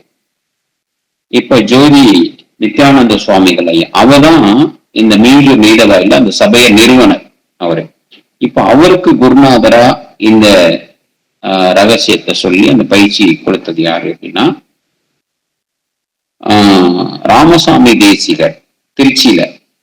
அவங்க இதுக்கு முன்னாடி இருக்காங்க. இப்போ ஒரே ஒரு நிமிஷம் இருங்க, நான் அதுல கொஞ்சம் வரிசைப்படுத்தி கூட சொல்றேன். நித்யானந்த சுவாமிகள் ஐயா சொன்னோம், அதுக்கடுத்து ராமசாமி தேசிகர் ஐயா சொன்னோம், அதுக்கு முன்னாடி சுந்தர மாணிக்க யோகி ஐயா, அதுக்கு முன்னாடி பாளையானந்த சுவாமிகள், அதுக்கு முன்னாடி ஜெயவீர ஆதிநாயக்க சுவாமிகள். இப்படி குரு பரம்பரையில வரக்கூடிய நிலைதான். இந்த அனுபவத்தை அனுபவித்து இந்த பயிற்சி பெற்று உபதேசம் பெற்றவர்களை அந்த பயிற்சியில இந்த அனுபவங்களை, இந்த ஞானத்தை உணர்ந்து அந்த நிலையில, அந்த உணர்வோடு இருக்கக்கூடிய நிலையில இருக்கிறவங்க நிறைய பேர் இருக்காங்க. சென்னையில இருக்காங்க. அதுதான் இப்ப அம்மா சொல்றாங்க. அதன் வழித்தோன்றல் தான் இப்ப நம்மளும் வந்து அந்த விஷயத்துக்குள்ள நீங்க அதை உணரணுங்கிறதுக்காக ஒரு துளி இப்ப உங்களுக்கு வழி காட்டும். சாதனங்கள் நமக்கு எதுவுமே வேண்டாம். இப்ப இந்த பயிற்சி கூட நமக்கு தேவையில்லை. எப்ப தேவையில்லை அப்படின்னா ஆனா அவன்னா எழுதும் பொழுது வேற ஒருத்தர் நம்ம கைப்பிடிச்சு எழுத கொடுத்தாங்க. இப்ப நான் வந்து ஒரு வார்த்தை சொல்றேன், நீங்க இந்த பயிற்சிக்குள்ள வர்றீங்க. மனசை வந்து நாம வந்து பழக்கப்படுத்துறோம். ஒரு குறிப்பிட்ட நாளுக்கு அப்புறம் அது வழக்கத்துக்கு வந்துடும். இப்போ நம்ம அறியாமலே நம்ம எழுந்திரிச்ச உடனே பல் விளக்கணும், குளிக்கணும், அப்புறம் சாப்பிடணும், இதெல்லாம் யாருமே சொல்லாமலே தானா ஒரு செயல்களை நம்ம செய்யறோம். அது மாதிரி இப்ப சிவப்புள்ளி அம்மாவும் உதாரணம் சொன்னாங்க. கிராமத்துல இருக்க பெண்கள் தலையில தண்ணீர் குடங்களை சுமந்து வரக்கூடிய நிலை, அது அவங்களுக்கு முதல்ல பழகும் போது கஷ்டமா இருந்தது. அப்புறம் இப்ப வழக்கம் ஆயிடுச்சு. நடந்துட்டே வருவாங்க, மேடு பள்ளமா இருக்கும் தரை, அதுல காலை பேலன்ஸ் வச்சு நடப்பாங்க. அப்போ கவனம் அந்த கால் கிட்ட போகுது. பேசிட்டே வருவாங்க, அந்த பேச்சுலையும் அவங்க கவனம் செலுத்துறாங்க. பேசிட்டே வரும்பொழுது இருந்தாலும் கீழே தரைகள் மேடு பள்ளத்திலே நடந்தாலும் ஆனால் ஒரு கவனம் தலையில இருக்கும். இந்த அற்புதம் எப்படி நடக்குது அப்படின்னா, இந்த மாதிரி பல விஷயங்கள்ல நீங்க கவனம் செலுத்தலாம். இது ஆள் மனதுக்கு உண்டு. இததான் கவனகம் அப்படின்னு சொல்றாங்க. இந்த கவனகத்துல தசாவதானியா இந்த 16 கவனகர் அப்படின்னு இப்ப இருக்கிறாங்க. ராமகனக சுப்புரத்தினம் ஒரு நேரத்துல ஒரு 16 விஷயங்களை கவனம் வச்சு நீங்க எத்தனை விஷயம் ஒரு கணக்கு போட சொன்னீங்கன்னா எத்தனை டிஜிட்ல நீங்க கணக்கு போட சொன்னாலும் போட்டு சொல்லிடுவாரு. இந்த அற்புத நிகழ்வு ஆள் மனதுல நடக்குது, புறமனதுல நடக்காது. புறமனதை அகத்துல கொண்டு புறமனதை கழித்து அகமனதுக்கு எத்தனை விதமான பழக்கங்களையும் நீங்க பழக்கிடலாம். இப்ப நம்ம செஞ்சிட்டு இருக்கிறது ஒரு பழக்கம். இதை வழக்கமாக்கும் பொழுது அந்த நிலை கிடைக்கும். எப்ப நமக்கு அந்த இறை உணர்வை அடைகிறதுக்கு மனம்ங்கிறது ஒரு விஷயம் தடையா இருக்குது. அந்த மனதை ஒரு பழக்கத்தை பழக்கிறோம். அந்த பழக்கத்தை அதை வழக்கமாக்கும் போது அன்றாட வாழ்க்கையில புறத்துல செய்யக்கூடிய பல செயல்கள் செய்தாலும் நீங்க இறை சிந்தனையோடவே நீங்க இருக்கலாம் அப்படிங்கிற நிலைக்கு கொண்டு வரணும். இப்ப மனம் புறத்துல நம்ம இந்திரியங்கள் மூலமாக ஆற்றல்களை விரயம் செய்து கொண்டிருக்கிறத இப்ப குறைச்சு ஒரு அடிப்படை நிலையில் செய்யக்கூடிய ஒரு பயிற்சியை நம்ம செஞ்சுட்டு இருக்கோம். ஆனா இந்த அடிப்படையும் நம்ம கத்துக்கல அப்படின்னா மனம், இந்த உடம்பு, பஞ்சபூதம், இந்திரியங்கள், அறிவு, இந்த மாதிரி அடுக்கைகள் ஒவ்வொன்றும் ஒவ்வொரு அடுக்கையில இருக்குது. நம்ம கிட்ட ஒரு 4 நிலையில உடம்பு இருக்கிறது தான் இந்திரியம் அப்படிங்கிறது பருவுடல், கரண ஒழுக்கம் அப்படிங்கிறது மனசுக்கு, அப்புறம் ஜீவன் அப்படிங்கிறது ஜீவனுக்கு உயிருக்கு, ஆன்மாங்கிறது காரண பொருள் அதனுடைய நிலை, அதுதான் ஆன்மா. இந்த 4 நிலைகள்ல முதல் நிலையா தூய்மைப்படுத்த வேண்டியது உடல், 2வது நிலையில தூய்மைப்படுத்த வேண்டியது மனம், 3வது நிலை தானாகவே இதன் மூலமாக ஏற்படக்கூடிய அசுத்தங்கள் உயிருக்கு தானாகவே ஒரு பியூரிபிகேஷன் நடக்கும், சுத்திகரிப்பு நிலை நடக்கும். அது ஆன்மாவில் இருக்கிற கழிவுகளை அதையும் சீர் செய்யும். இப்போ நம்மளுடைய முயற்சியால செய்யக்கூடியது உடலை பக்குவப்படுத்துவதும் மனதை பக்குவப்படுத்துவதுமாக இது நம்முடைய முயற்சியால் நடக்கும்னு வள்ளல் பெருமானாரே எழுதியிருக்காங்க. நீங்களும் அதை படிச்சிருப்பீங்க. இது நம்ம முயற்சியால செய்யக்கூடியது. அப்ப இப்ப வாசி யோகம்னு ஒண்ணு பண்றாங்க அப்படின்னா அந்த வாசி யோகத்தின் மூலமா நம்ம உடலை பக்குவப்படுத்துறாங்க. இப்ப இந்த செல்கள் பரிணாம வளர்ச்சிக்கு மாற்றப்படும் பொழுது உடலும் உயிரும் பிரியும் போது எவ்வளவு கழிவுகள் இருந்தா உடம்பு ஸ்டிஃபா இருக்கும், அழுக்கு இருந்தா ஊத்தை வரும், நாற்றம் அடிக்கும். இதெல்லாம் இறந்த பிறகு சில பேருடைய உடல் ஒரு இலகுவா இருக்கும், மென்மையா இருக்கும், அவ்வளவு சீக்கிரம் அதுல நாற்றம் வராது. இப்படி அவங்க என்ன நிலையில வாழ்ந்திருக்காங்க அப்படிங்கிறத உயிர் பிரிஞ்ச பிறகு உடல்லே காமிக்கும். இப்ப சன்மார்க்கிகள்கிட்ட நம்ம அதை கவனிக்கிறதே இல்லை. ஆனா வேற சில அமைப்புகள்ல இதை பார்க்க ஆரம்பிச்சிட்டாங்க. இப்போ சாதகம் அப்படின்னு வரும்போது ஒரு பயிற்சி அப்படின்னு வரும்பொழுது ஆரம்ப காலத்துல இதெல்லாம் நம்ம எடுத்துக்கணும். அப்புறம் நமக்கு இதை பயிற்றுபவரும் தேவையில்லை. அப்புறம் நம்ம அந்த அடுத்த நிலைக்கு நம்ம போயிடுறதுனால அது தானே வழக்கம்பத்துக்கு வந்துடுது. பழகும் பொழுது எல்லாமே தேவைதான். அந்த அடிப்படையில தான் நம்ம செய்யறோம். மகிழ்ச்சிங்க, நன்றி நீங்க உங்களுடைய அற்புதமான கருத்துக்கு. ஐயா, தவம் கூடாதுங்கய்யா, ஆனா தியானம் செஞ்சுக்கலாம். தவம்ன்றது மணிக்கணக்கில், நாட்கணக்கில், வருடக்கணக்கில் போவியா. தியானம்ன்றது குறைஞ்சபட்ச நேரங்களையா, இது நம்ம பயன்படுத்தினா போதியா. தவம், தியானம், அப்புறம் ஒன்றை பொருந்தி இருத்தல், நினைந்து அப்படிங்கிறது எல்லாம் ஒரே அர்த்தம் தாங்க. அது தவம்ங்கிறது தவம் இருந்து பெற்றேன் அப்படின்னா பிள்ளை பெற்றுக்கிறதுக்காக தவத்திலே உட்கார்ந்து இருக்கல. ஆனா ஒரு பிள்ளை பெற்றுக்கொள்ள வேண்டும், அதை அடைய வேண்டும் அப்படிங்கிற ஒரு மனதில் எப்பவுமே அதுக்கு ஒரு சிந்தனையாவே இருந்தது. அதை நினைச்சுட்டே இருந்தாங்க, அந்த ஏக்கத்திலே இருந்தாங்க. அதுதான் தவம். இப்ப தியானம் உடல், பொருள், மெய், வாய் எல்லாமே ஒரு இடத்துல கொண்டு இணைக்கிறது, அதோட கலப்பது, நம்மளுடைய சிந்தனையை ஒரு இடத்துல பொருந்தி இருப்பது, நம்ம சித்தர்களுடைய பாடல்கள்ல புன்னங்குடி மஸ்தான் அவங்க பாடல்ல பாத்தீங்கன்னா ஒன்றை பொருந்தி இருப்பது சிங்கா சிங்குன்னு ஒரு பாட்டு வரும். அதுல இந்த வார்த்தைகளை பிரயோகம் பண்ணுவாங்க. இப்ப வள்ளல் பெருமானா நினைந்து நினைந்து அப்ப ஒரு பொருளை நினைச்சாதான் நீங்க அது என்னங்கிறத உணர முடியும். நினைஞ்ச பிறகுதான் உணர்வுங்கிறது வரும். இப்ப இந்த பயிற்சி தான் இன்னைக்கு செய்யறோம். இப்ப நீங்க உங்க மூளைன்னு சொல்லும் போது அந்த மூளையை நினைக்கிறீங்க. அதுக்குள்ளார செல்கள் இருக்குது, அதுக்குள்ளார ஒரு தசை இருக்குது, அதுக்குள்ள நாளம் இருக்கு, அதுக்குள்ள சக்தி ஓட்டம் இருக்குன்னு சொல்லும் போது அதை உணர்றீங்க. அந்த உணரும் போது உங்களுக்கு அதனுடைய இறைவனுடைய நிலையை நீங்க உணரும் போது உங்களுக்குள்ளார ஒரு கண்ணீர் வரும். அந்த கண்ணீர் நடுநிலையில வரும். அதாவது துக்கத்துல கண்ணீர் மூக்கு ஓரத்துல வரும். ஆனந்த கண்ணீர் கண்ணுடைய கடை அந்த வெளிப்புறத்துல வரும். இறைவனை உணர்ந்து நீங்க நம்மளுடைய நிலையையும் இறைவனுடைய நிலையையும் உணரும் பொழுது உங்களுடைய கண்கள் மணியிலிருந்து நடுவுல வரும். அந்த ஊற்றிலும் கண்ணீர், அந்த கண்ணீரால உடம்பு நனையும் அப்படிங்கிறதான் வள்ளல் பெருமான் ஞானசரியில சொல்லியிருக்கிறாங்க. நல்ல உணர்வது, நினைப்பது, நினைத்தாதான் உணர முடியும். அந்த நினைத்தல்ங்கிற ஒரு வார்த்தையை தான் ஒன்றை பொருந்தி இருப்பது அப்படின்னு சொல்றாங்க. இப்போ இதெல்லாம் தவம், தியானம் எல்லாமே மொத்தத்துல நான் என்ன சொல்லுவேன் அப்படின்னாக்க, உங்களுடைய சிந்தனை புறத்துல இல்லாம எது வேணுமோ அது மேல மனம் அது செம்மையானா அந்த சிந்தனை, மனம் எங்குள்ளதோ அங்கே வாயும் உள்ளது. அங்கே அதுக்கு ஒரு ஆற்றல் பெருகும். அந்த ஆற்றல் அதை நம்மள அந்த பொருளோட நெருங்கி செய்யும். இந்த ரகசியம்தான் ஞானத்துக்காக வள்ளல் பெருமானார் சொல்லியிருக்காங்க. இது மனதால தான் அந்த பயிற்சியை நீங்க கொண்டு போக முடியும். அந்த மனம்ங்கிறது எங்கே உங்களுக்கு தடையா இருக்குதோ அதுதான் மாயை. அதை நீங்க நீக்கினா மட்டும்தான் அந்த ஒளி பொருளை அடைய முடியும். நன்றிங்கய்யா. சரி, நம்ம ஐயா ஒரே ஒரு சின்ன தகவல் ஐயா. ஒரே திருக்குறள் ஒண்ணு இருக்கு.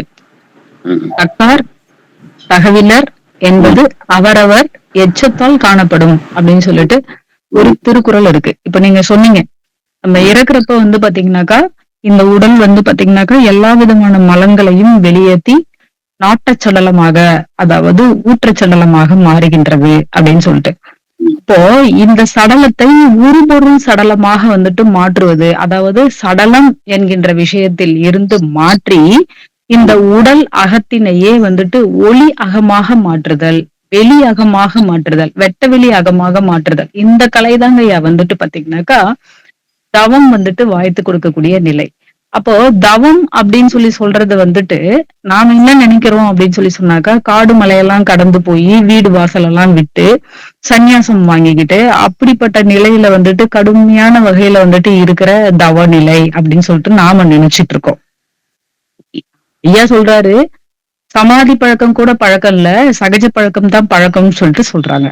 அப்போ இப்ப இந்த தாதி என்ன பண்ணாங்க, குடும்பத்து விஷயங்கள் எல்லாம் பேசிக்கிட்டே தான் வந்தாங்க. சகஜமான நிலையில தான் தோழிகள்ட்ட எல்லாம் பழகிட்டு வந்தாங்க. ஆனா கவனம் எங்க வச்சிருந்தாங்கன்னா குடத்து மேல வச்சிருந்தாங்க. அப்படிப்பட்ட நிலையில தான் இந்த உலகியல் விஷயத்துல நாம் எதுக்காக வந்தோமோ, எதுக்காக ஒரு குடும்பத்தை உற்பத்தி பண்ணமோ அதுக்கு தகுந்த எல்லா கடமைகளையும் நம்ம செஞ்சுக்கிட்டேவே நமக்குள்ளே இருக்கக்கூடிய உருபொருள் என்கின்ற நடுநிலை, அந்த நிலையினை எங்க இருக்குன்னு சொல்லிட்டு பார்த்து பிடிச்சுக்கிற கலை தான் மெய்ப்பொருள் விளக்கம்.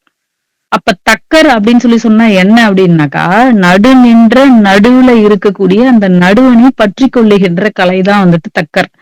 அந்த தக்கருக்கு பாத்தீங்கன்னாக்கா எச்சம் கிடையாது. அததான் சொல்லுவாரு ஐயா, எச்சம் எனக்கில்லை, எனக்கு எச்சம் இல்லை, எச்சமே வெளிப்படல. எல்லா அணு தொகுதிகளுமே பிரகாசமயமாயி ஒளியோட ஒளியா கலந்து போச்சு. அப்படிப்பட்ட நிலைக்கு பழகணும்ன்றதான் சமரச சுத்த சன்மார்க்க நிலை நமக்கு சொல்லக்கூடிய விஷயமா இருக்கின்றது. அதனாலதான் இந்த பக்கம் தவம் என்கின்ற விஷயத்தையும் தானம் என்கின்ற விஷயத்தையும் வைக்கிறாரு. தானத்தை ஜீவகாருண்யம்னு சொல்லிட்டாங்க ஐயா. தவம் என்கின்ற விஷயத்தை சத்திசார போக்குல நுணுங்கி மெய்ப்பொருள்ல உங்களுக்குள்ள இருந்து யாரு, நான் எதுக்கு வந்திருக்கேன், என்னுடைய சிறுமை என்ன, இறைவன் பெருமை என்ன அப்படின்றத உணரக்கூடிய பகுதியா சொல்லிட்டு இருக்காங்க. அதையும் ஒரு உத்தம நிலையில எப்படிப்பட்ட வேலையை நான் செஞ்சிட்டு இருந்தாலும் என்னுடைய கவனம் எங்க இருக்கணும், பெற்றுக்கொண்ட ஆற்றலை எந்த இடத்துல நான் சேமிப்பு கட்டணும், அது எப்படி சேமிப்பு கட்டுகின்ற போது அது அருள் ஆற்றலாக இருந்து என்னுடைய துருசுகளை எல்லாம் நீக்கி ஒருமையுடன் உனது திரு மலரடி நினைக்கின்ற உத்தமரோடு என எப்படி தொடர்பு படுத்துகிறது. நம்ம உத்தமர்னாக்க நம்ம வெளியில இருக்கிறவங்கள சொல்லிட்டு இருக்கோம். உள்ளுக்குள்ளே இருக்கக்கூடிய உத்தமனோடு நமக்கு எப்படியான தொடர்பு ஏற்படுத்தி கொடுக்கும் இந்த மெய்ப்பொருள் விளக்கம். அந்த மெய்ப்பொருள் எப்படிப்பட்ட கைப்பயனை அளிக்கும், இப்படிப்பட்ட விஷயத்தான் குருநாதர் எடுத்து சொல்லிட்டு இருக்காங்க. இந்த வகுப்புக்கு தான் உங்களுக்கு வர்றதுக்கான ஒரு வரவேற்பை கொடுத்தங்க ஐயா. மருத்துவ ஐயாவுக்கு அந்த பேம்பர்ஸ் உடைய காப்பி அனுப்பியிருக்கேங்க ஐயா. அதாவது வரவேற்பு மடல் அனுப்பியிருக்கேன். அதை உங்க எல்லாருக்குமே ஷேர் பண்றதுக்காக ஐயா உங்கள்ட்ட தயவோடவையும் பணியோடவையும் கேட்டுக்கிறேங்க ஐயா. இவங்க எல்லாருக்குமே அந்த அழைப்பை கொடுங்க. நாளைக்கு அந்த வகுப்பு 10 மணில இருந்து 1 மணி வரைக்கும் பொன்னேரி பஸ் ஸ்டாண்டுக்கு பக்கத்துல, பழைய பஸ் ஸ்டாண்டுக்கு பக்கத்திலே இருக்குங்க ஐயா இந்த சபை. அங்கதான் ஐயா மெய்ப்பொருள் விளக்கம் கொடுத்துட்டு இருக்காங்க. அற்புதமான விளக்க நிலை கொடுத்து நீங்க எல்லாருமே பாத்தீங்கன்னா மெய்ப்பொருளையும் உருப்பொருளையும் கண்டு கொண்டு அந்த உருப்பொருளுக்குள்ளேயே உங்களை நீங்கள் வைத்துக் கொண்டீர்களே என்றால் மரணமில்லா பெருவாழ்வுன்றது கண்டிப்பா நிச்சயம் உங்களுக்கு கிடைக்கும். ஐயா சொல்லியிருக்கக்கூடிய உடல் சார்ந்த பகுதியில இருக்கக்கூடிய துரிசை நீக்கிக் கொள்ள பகுதி, அந்த கிளாஸும் நமக்கு தேவை, இந்த வகுப்பும் தேவை. ஆன்ற சன்மார்க்கம் மணிபரையனை ஈன்றெடுத்து வைத்திருக்கின்றது அப்படின்ற போக்குலதான் நம்மளை எல்லாத்தையும் தேர்ந்தெடுத்த வித்துக்களாக இப்படி இந்த அமுத கால பொழுதுல இறை ஆற்றலானது குருவாற்றலானதும் இணைத்து வைத்திருக்கின்றது. இதற்கெல்லாம் என்ன காரணம்னா நம்ம ஆண்டாண்டு காலமாக அழுது அழுது அழுது கேட்டதனுடைய பயன், வேண்டுதலினுடைய பயன்தான் இப்படிப்பட்ட திரு வார்த்தைகள் எல்லாம் நம்ம செவிகள் கேட்டுக்கொண்டே இருக்கின்றது. அப்போ செவிக்கு உணவு இல்லாத போதுதான் சிறிது வயிற்றுக்கு ஈயப்படும்னு சொல்லிட்டு கூட திருவள்ளுவர் பெருமான் சொல்லுவாரு. அப்போ செவி இன்ப நலம் பெறுகின்ற போதுதான் அதுக்கு அருள் நலமானது பரவப்படுகின்றது. அப்பொழுதுதான் உங்களுடைய மனமும் உள்ளமும் சபையாக விளங்குகின்றது. அந்த சபையானது மெய்ப்பொருளால் தான் அலங்கரிக்கப்பட்டிருக்கின்றது. இதெல்லாம் பாத்தீங்கன்னா அவருடைய சீடராகிய நானே இவ்வளவு பேசுறேன் அப்படின்னும் போது ஐயா எவ்வளவு விளக்கங்கள் கொடுப்பாங்க. அந்த அந்த அருள் விளக்கங்களை எல்லாத்தையும் நீங்களும் கேட்டு இன்புறுதல் வேண்டும். யான் பெற்ற இன்பம் பெருக இவ்வையகம், அந்த அந்த நிலையில தான் இருந்து இதை உங்களுக்கு பகிர்வுல கொடுத்துட்டு இருக்காங்க ஐயா.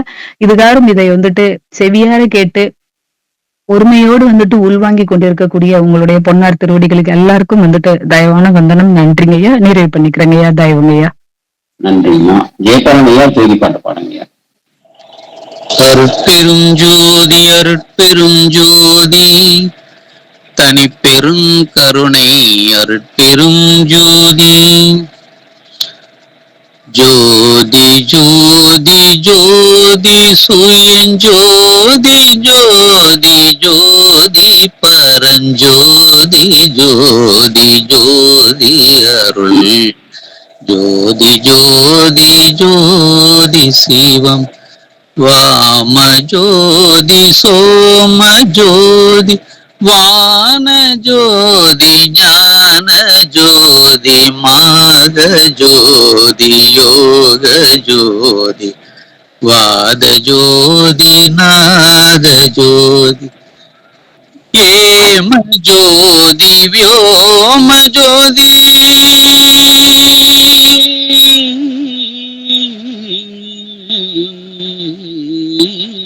ஏம ஜோதி வியோம ஜோதி ஏறு ஜோதி வேறு ஜோதி ஏக ஜோதி ஏக ஜோதி ஏக ஜோதி ஏக ஜோதி ஆதி நீதி வேதனே ஆடல் நீடு பாதனே வாதி ஞான போதனே வாழ்க வாழ்க நாதனே வாழ்க வாழ்க நாதனே இனிய நாதனே.